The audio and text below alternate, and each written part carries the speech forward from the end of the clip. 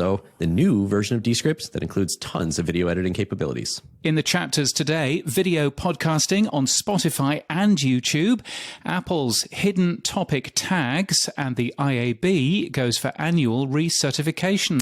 This podcast is sponsored and hosted by Buzzsprout. Last week, 3,524 lovely people started a podcast with Buzzsprout. Podcast hosting made easy with powerful tools and remarkable customer support. From your daily newsletter, the Podnews Weekly Review. So, to kick off, is video podcasting about to take over? Yes, is it indeed? Spotify has released video podcasts everywhere in 180 global markets. Until now, they've only been in 12 markets. The proprietary service launched in April. Okay, James, come on. Is this a good idea from Spotify? And are there any examples we can all see? I mean, there is an example of a guy called Joe Rogan. Not quite sure whether you've heard of him, but anyway, he's apparently got a big podcast, and that is, of course, he's back at number one. Yes, for the moment. And that is, of course, available in video on Spotify. You can go and watch that. They're very keen to highlight the fact that you can watch the video if you want to, or you can just keep it playing on background. Why would they be keen to highlight that? Because that's what YouTube only offers you if you pay money.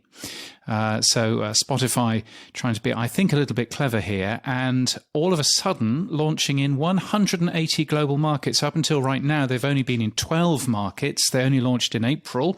They can't be bothered really to update their blog posts because the blog posts were made in July, and they've literally just added a line saying, yeah, it's now available everywhere on there. So, I'm not quite sure how committed they are to it, but interesting to see, launched in 180 different global markets. I mean, I think it's interesting that this is only working for shows that host with Anchor and only working if you play back in Spotify. And of course, there is this thing called open, video podcasts. Lots of them are available. And in fact, I went to do some analysis on the podcast index. There are now 53,000 video podcast shows on RSS. That number's up 38% year on year. And they'll play back on pretty well anything, Apple Podcasts, Pocket Casts, whatever you want. So clearly, Spotify is in competition with that. And also there's another competitor, isn't there, Sam? Yes, there is, James, of course. And in its clearest sign yet, YouTube's growing podcast ambitions. We keep waiting for them to do something properly. But their video website has published a full guide on how to podcast on the platform. And it's also got a link to its podcast best practices guide, which goes into channel and content strategy. So I don't know what all that means. Does this mean that Anchor or Spotify knows something that we don't, i.e. that YouTube's about to do something soon? So they thought they'd get in early, or is it just a case of this has been in the background since July, let's just push it out a little further and see what happens? Well, I find it suspicious that Spotify has all of a sudden released their video podcasts everywhere on the week that YouTube publish a full guide on how to podcast on YouTube. Anybody would think that those must be linked in some way, shape or form. YouTube's documents are really interesting. There's a lot that I've seen before in the leaked PDF that I was given in March of this year. It goes into a lot of best practices on whether or not you should have different channels for your podcast, how you should work out the channels, all of that kind of stuff. But the most interesting thing, I think, from my point of view, is around that playlists thing that you said. They use the word critical. They are critical to the proper displaying of your podcast. One of the frustrations with Zapier, if you upload your podcast in video through a Zapier Zap, is that Zapier has no concept of playlists. And so I now need to work out how I can fix that and make sure that the automated version of the Podnews Daily that goes up on there is actually automatically added to the Podnews Daily playlist. But you can also find this show on our YouTube channel, youtube.com/@Podnews. Is that how you pronounce it? I don't know. Talking of Headliner, they've just announced that they're letting you upload your entire podcast to YouTube. So from your first episode to now, it's available for pro or enterprise users. I didn't realize that you couldn't upload your entire podcast before. I always thought you could, because maybe I've been doing that. Maybe I've been on their beta. I don't know. I need to go back and look. But yeah, the difference there is that they have allowed you to go back from your first ever episode and bulk upload all of those so that your entire show is available on YouTube. What they've offered in the past is they've offered the chance for all new shows to be added onto YouTube automatically. So that's the big difference there, which is quite cool. So you can end up with the full archive of your show using Headliner, and I was using Headliner only this afternoon, and it's a very cool and smart tool as well. Now, you mentioned Descript there as well, and of course Descript has just launched their new version called Descript Storyboard. Well, actually it's not called Descript Storyboard, it's just called Descript. It was internally called Storyboard, and they've also raised an amazing round of $50 million US from the OpenAI Startup Fund. And I thought, now that we both use Descript, James, and that they've come up with this new version, I thought I'd reach out to Jay LeBeouf from Descript and find out more about what's in this new version of Descript and what their plans are with all this new money from OpenAI. Descript is an all-in-one video and audio editing service.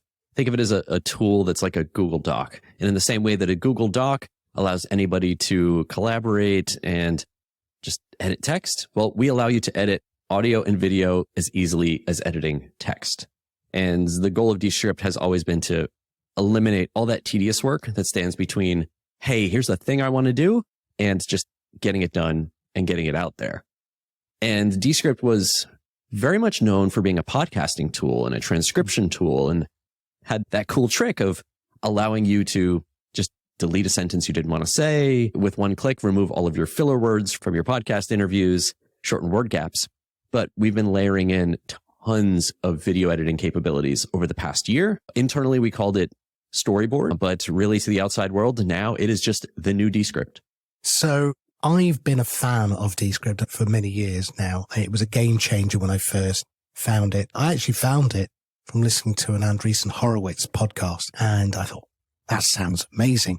And then literally when I put my first MP3 up and it did the auto transcription and speaker voice detection, and then I was editing, it was a genuine game changer.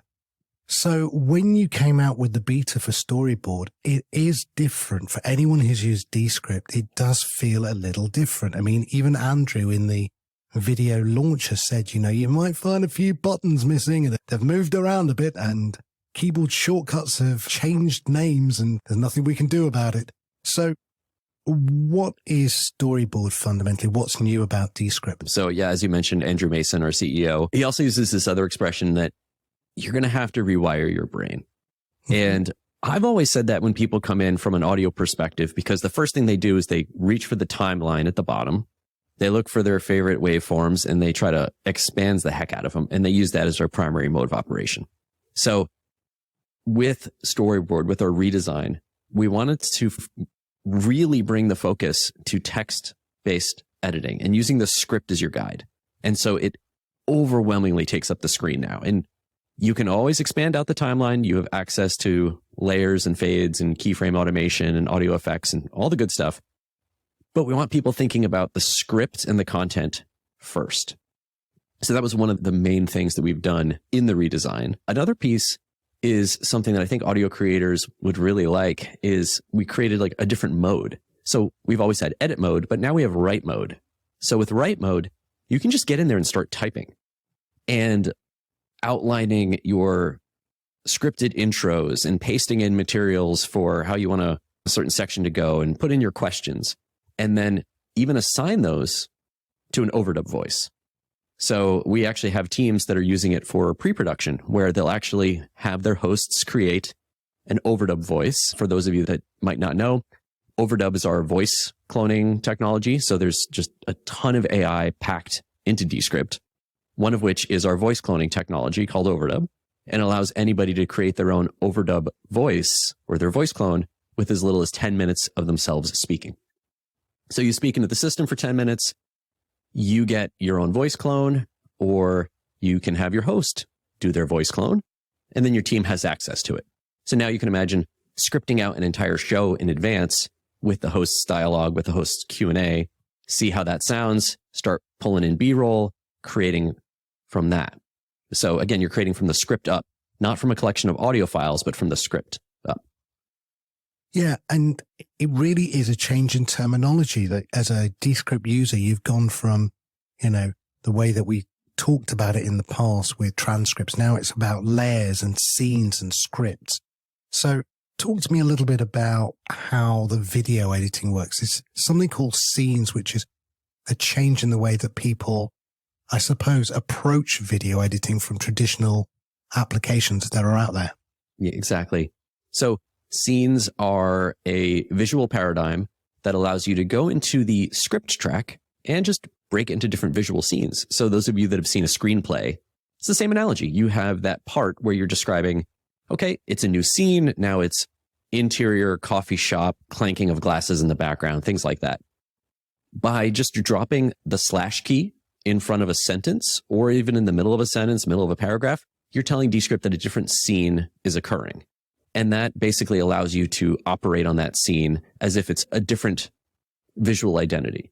So right now, Sam, we're looking at each other. This is a 2-camera shoot in Squadcast. We could bring over these 2 cameras into Descript, and we could actually go through either using AI or manually and decide when we want the camera changes to occur. We can also drop in a whole bunch of templates, for example. So I could create a scene which is like us debating something, and it's, 2 up, where we can see both of us at the same time. But then as I'm doing my long monologue now, you would probably drag in the template that makes me like front and center, and you're slightly minimized, but your show logo is up there too. So all this is to describe, like, think of scenes as a way of telling the scripts that something is happening and that you want the properties of that to be preserved. And then the other metaphor we often use is think of scenes as slides. We've always said you can use Descript like it's a Google Doc, but now with scenes, you can actually think of those as like, great, they're like Google Slides.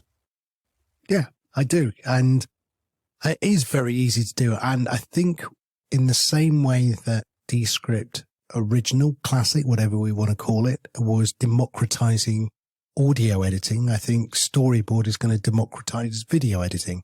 And I find it is actually quite an easy, simple, intuitive way to do it. But I have to ask, does Andrew just like his keyboard? Does he not have a mouse? Because shortcut keyboards are everywhere in Descript, because I'm not a keyboard person. So is Andrew just a keyboard person? We're a company that values productivity tools. One of Andrew's favorite things is productivity tools.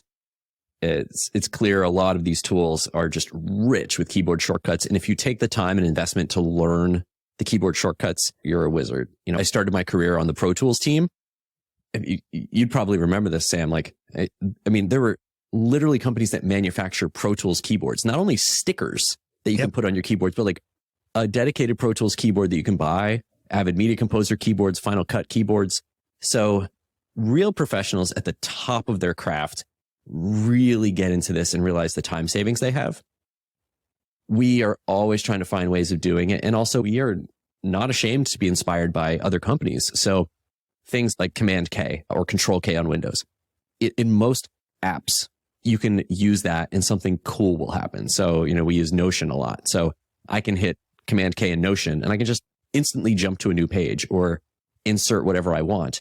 In Descript, that's like the magic keyboard shortcut. You can type in captions. You can type in waveform, anything you want, and that will just start happening. So that's kind of more of where we want people to go, is again, to not like follow their instincts and reach for the waveform and try to drag handles of a fade, but just kind of tell us what you want to have happen, and Descript should hopefully interpret that. Now, clearly with Storyboard, there is a heavy focus on video, lots of new features, but also lots of export features. You've TikTok in there, you've got GIFs, you've got Reels, you've got YouTube. I mean, clearly there has been a decision-making process within Descript that says, 2023, that looks like a real video world and we need to get in there. Is that the thinking behind it? Yeah. So we have built in just a ton. I think it's 30 plus video editing features. And we were talking earlier and you mentioned Descript's looking really video heavy now. Well, one thing is we just had a ton of catch up to do. We've always been able to edit video by editing text, but we wanted to make Descript the place where if you're an audio creator and you need video, great, it's there. And it's always been this weird historical